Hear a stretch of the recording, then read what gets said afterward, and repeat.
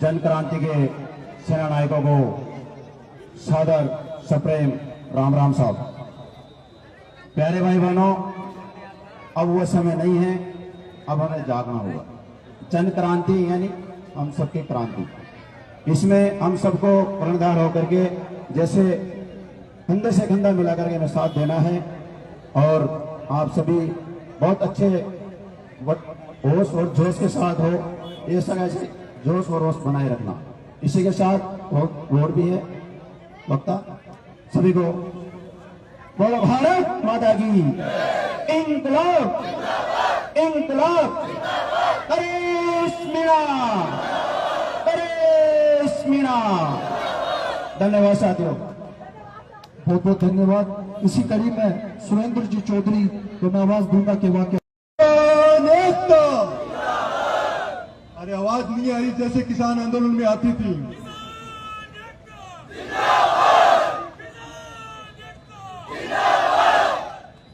बहुत बहुत धन्यवाद जिन श्रीमान ने नारा लगाया। साथियों, किसान आंदोलन 1 साल लंबे समय तक चला, अभी भी चल रहा है। थोड़ी भाषण शैली दूसरी होती है, का निर्देश है कि उस शैली में भाषण नहीं देना है, लेकिन अब किस शैली में मैं कहना चाहूंगा कि कहा छुपा के रख दो अपने हिस्से की शराबत, कहा छुपा के रख दो अपने हिस्से की शराबत। क्या सड़कों पर किसान खड़े हैं, सड़कों पर किसान खड़े हैं। साथियों, मैं कहना चाहूंगा कि जमीन जल चुकी है, आसमान बाकी है। जमीन जल चुकी है, आसमान बाकी है। सूखे कुएं तुम्हारा इम्तिहान बाकी, किसी का लगान बाकी तो किसी का मकान गिरी।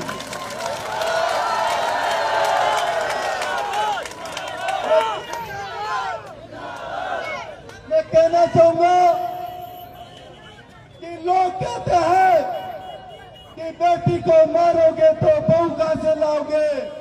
अरे मैं कहता हूं, इस किसान को मारोगे तो रोटी कहां से लाओगे। साथियों, वायु का विपरीत शब्द विवाह होता है, रहना है। सदमारी का समय समझ रहे हो ना, ये विवाह जो समय होता है उसको काम में लेना है, प्लस माइनस के चक्कर में मत लड़ा कभी। ठीक है ना, बहुत बातें बोलने के लिए होती है। साथियों, मैं कहना चाहूंगा कि लिख रहा हूं अंजाम उसका आगाज कहलाएगा। अरे लिख रहा हूं अंजाम उसका आगाज कहलाएगा। मैं जिंदा रहूं या न रहूं, लेकिन मेरे बाद वतन पर मरने वालों का सैलाब आएगा। इन 2 लाइनों के साथ अपनी वाणी को विराम देना चाहूंगा। अंतिम 2 लाइनों के साथ अपनी वाणी को विराम देना चाहूंगा। साथियों, ये क्रिटिकल समय होता है, हमें धूम्रपान, व्यसन, इन चीजों से दूर होकर व्यापार, राजनीति, ब्यूरोक्रेट्स का पत्रकारिता के क्षेत्र में किसान वर्ग को आगे बढ़कर आना होगा, तब हमारा हित होगा। साथियों, बहुत से भाषण हुए, बहुत से नारे हुए। अगर भाषणों से, नारों से इस देश का विकास हो जाता तो अब तक ये देश अमेरिका को पीछे छोड़ चुका होता। साथियों जी और प्रियंका जी नागर यहाँ उपस्थित है, मैं उनको यही कहना चाहूंगा, आपको खाली कागज देता हूँ, आप मनचाही शर्तें लिख सकते हो। सुरेंद्र चौधरी इसको पूरा करने का काम करेगा। इंकलाब जिंदाबाद। बहुत बहुत शुक्रिया चौधरी साहब। और इसी कड़ी में श्रीमान दीन बंधु जी से मैं आग्रह करूंगा कि वो आके अपना उद्बोधन दें। श्रीमान दीन बंधु जी।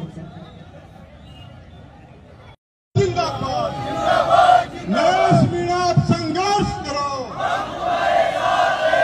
जन क्रांति यात्रा में आपने बढ़ चढ़ के भाग लिया। रामलल लोहिया ने कहा था कि सिंहासन खाली करो, राज तुम्हारा अब नहीं चलेगा।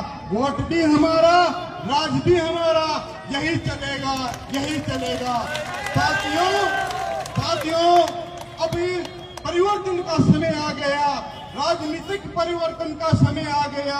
इस देश की राजनीति पूंजीपतियों के हाथों में चली गई है और पूंजीपति क्या सोचते हैं कि हम इस जनता को खरीद के अब शासन करने खाली करो।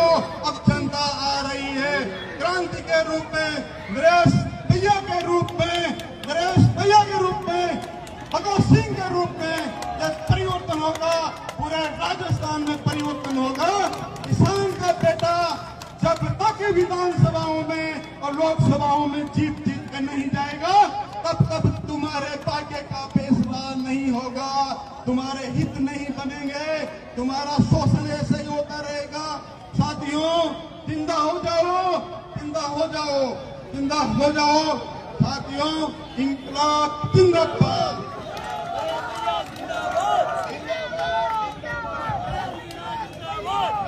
भाई साहब के पिता कहें,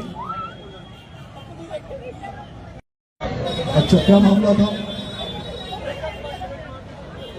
अच्छा ऊपर लो, दूध बंद हो गया। गोपाल जी, मैं आप गोपाल जी बंजारा।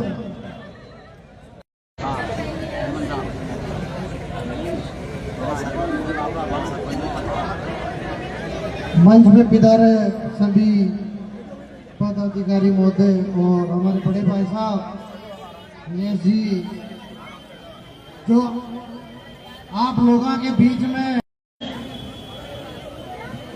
इन भाई के अंदर वो ताकत है, ऐसी कोई भी क्रांति हो जो भाई इस क्रांति को नहीं मिटा सकता है, ये मैंने भाई के अंदर देखा है। तो मेरा किसान साथियों और युवा साथियों से निवेदन है को आगे बढ़ाए। मैं आपका ज्यादा समय नहीं लेते हुए इंकलाब इंकलाब भारत माता की, भारत माता की। सरपंच आपका रोक दे, आपका भाई साहब का अब अग्नि और अग्नि रोक दे। अब मैं सीधे मेरी बहन प्रियंका नागर जी से निवेदन करूंगा कि वो आपको संबोधित करें। प्रियंका जी नागर।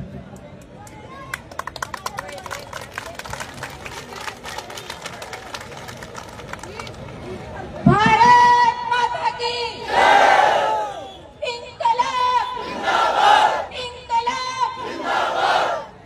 मैं प्रियंका नागर हमारे बड़े भाई नरेश मीणा को छबड़ा छिपाबड़ोद की धरती पर वंदन और अभिनंदन करते। जब जब भी इस धरती पर राक्षसों ने गरीबों के साथ अन्याय किया है, अत्याचार किया है, तब तक भाई नरेश मीणा जैसे लोगों ने जन्म लिया है।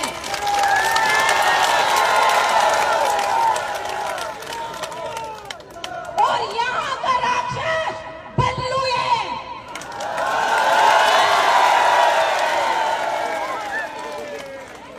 बल्लू ने, तूने सोचा था कि पप्पू धाकड़ को मरवा देंगे, फिर मेरा भाई आराम से विधायक बन जाए। खानदान भी अब छिपाबड़ोद से विधायक तो दूर, तू मेंबर भी नहीं बनेगा।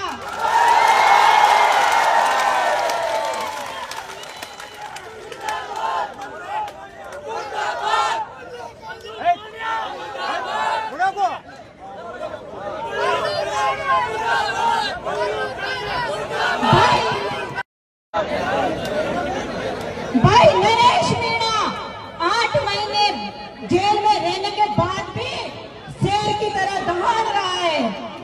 और बल्लू, तूने सोचा था कि पप्पू धाकड़ के हाथ पैर तुड़वा के मैं चैन की नींद सो जाऊंगा।